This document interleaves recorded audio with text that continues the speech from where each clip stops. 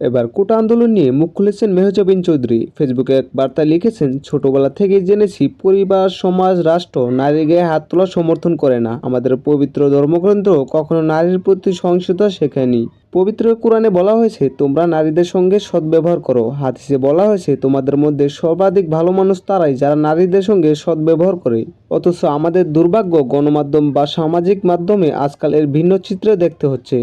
একজন নয়, দুইজন নয়, আমারই অসংখ্য বোনের ওপর নির্বিকার ভঙ্গিতে হামলা চালানো হচ্ছে, রক্তাক্ত করা হচ্ছে। কি নির্মম, কি নৃশংস! ন্যায় অন্যায়ের প্রসঙ্গে পরে আসছি, তবে আমার অবস্থান থেকে বলবো, সর্বোচ্চ কোনো যুক্তির অজুহাতেও নারীর প্রতি এই সহিংসতা মেনে নেওয়া যায় না। ছাত্রছাত্রী বা কি করেছিল? তারা তাদের অধিকার ব্যাপারে সোচ্চার হয়েছিল, কোটা সংস্কার দাবি তুলছিল। তাই তো একটি গণতান্ত্রিক দেশে স্ব অধিকারের দাবি যে কেউ তুলতে পারে, কিন্তু তাই বলে নারীর গায়ে হাত তোলা, আবু সাইদ এর মতো সম্ভাবনায় তরুণকে হত্যা করা, এসব কি সর্বপর্যায়ে পড়ে? সমাধানের অন্য কোনো উপায় ছিল না। গুলি কেন করতে হলো? পরিস্থিতি হয়তো আজ কিংবা কাল স্বাভাবিক হয়ে যাবে, কিন্তু যে মায়ের বুক খালি হলো, সে পরিবারের মুখের হাসি চলে গেল। আমরা কি সেই শূন্যতা অন্য কিছুর বিনিময়ে পূর্ণতা করতে পারবো?